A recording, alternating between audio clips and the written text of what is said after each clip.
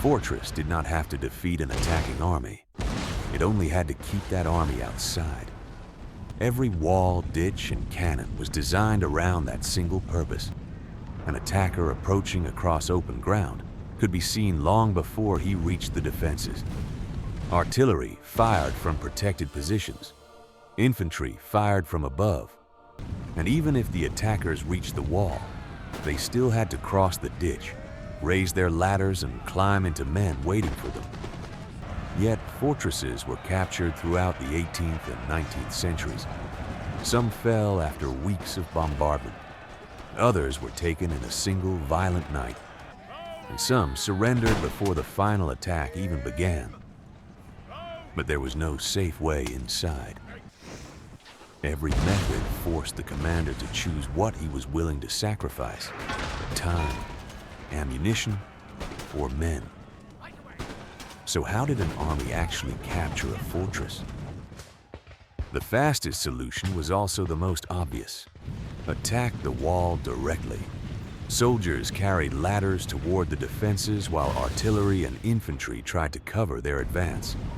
If they reached the base, they raised the ladders and began climbing. But this was not simply a race to the top. The attackers first had to survive the approach. Cannon fire could tear gaps through dense assault columns. Musketry came from the parapet. The ditch disrupted formations and slowed the men carrying the ladders.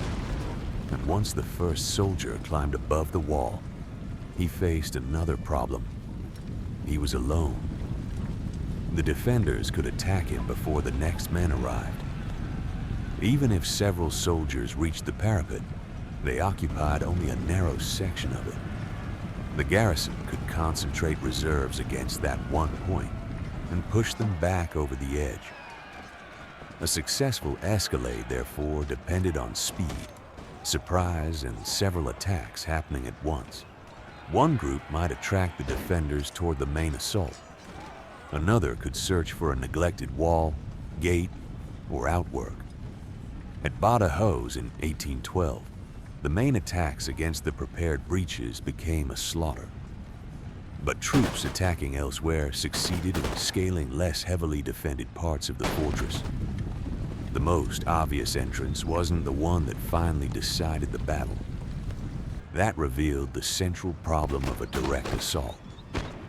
The walls did not need to be defended equally. The garrison only had to identify where the main attack was coming.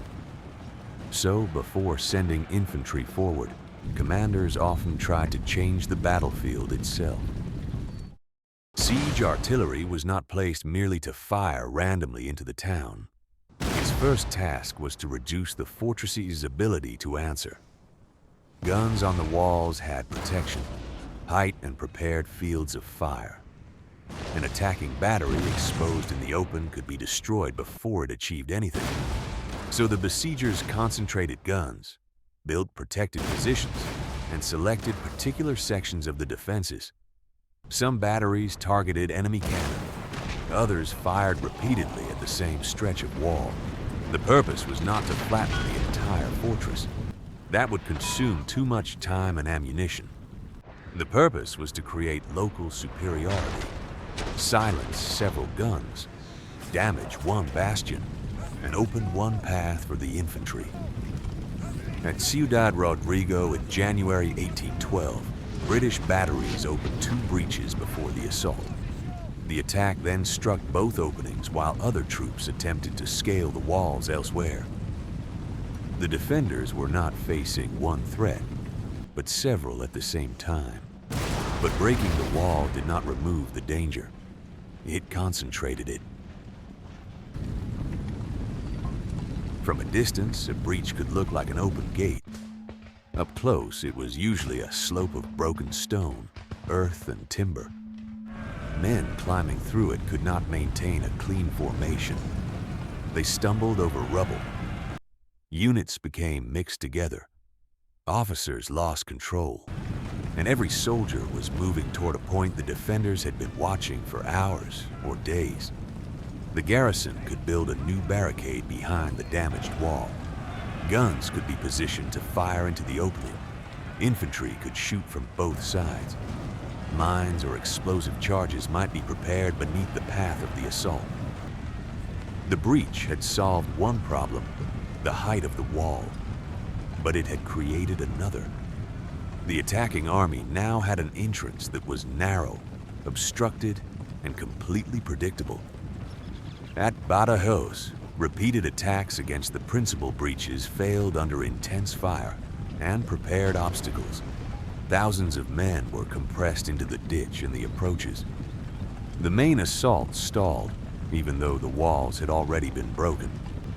A practicable breach, therefore, did not mean a fortress was already lost. It meant the final test could begin. To succeed, the first assault troops had to do more than enter the opening. They had to keep moving.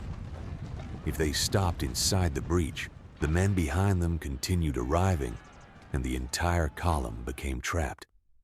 The leading troops needed to cross the rubble, overcome the first defenders, and create enough space for reinforcements to enter. Behind them came supporting units. Some widened the foothold. Others moved toward gates, batteries, and important streets inside the fortress. The attack also worked better when the garrison faced several threats. At Ciudad Rodrigo, one attacking division suffered heavily when a mine exploded, but another forced its way through a different breach, while troops scaling the walls entered elsewhere. Once the defenders were attacked from several directions, the fortress could no longer concentrate its strength at one entrance. Badajoz demonstrated the same lesson in a more brutal form. The prepared main breaches held, but secondary attacks reached other sections of the defenses. The fortress fell because attackers entered where the defenders were no longer able to contain them. The decisive question was not simply whether a wall had been broken. It was whether the garrison could still isolate the men who came through it. But commanders did not always choose the final assault. A fortress could also be surrounded. Roads were blocked.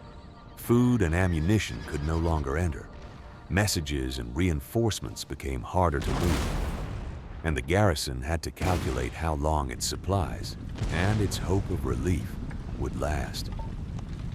This method preserved soldiers, but it created a different danger. The attacking army also needed food. It suffered from weather and disease. And while it remained fixed around the fortress, an enemy field army could approach and force it to abandon the siege. Time did not automatically favor the attacker. That is why bombardment, blockade, and preparations for assault often worked together. The commander of the fortress could see the batteries moving closer. He could watch his guns being silenced. He could see a breach widening, and he knew what would happen if the attackers entered by force. At that point, surrender might preserve the surviving garrison and the civilian population. The strongest victory was sometimes achieved before the assault signal was given. Armies captured fortresses in three main ways. They climbed the walls. They used artillery to open a breach and fought their way through it. Or they isolated the fortress until surrender became the only realistic choice. But none of these methods was simple. A direct assault sacrificed men to save time. Bombardment reduced the danger but could never remove it. And blockade avoided the walls only by turning the siege into a contest of supplies and endurance. A fortress fell when the attackers removed its advantages one by one. Its cannon were silenced, its walls were opened, its defenders were divided, or its connection to the outside world disappeared. The final assault was only the most visible moment. The fortress had usually begun to fall long before the first soldier entered it.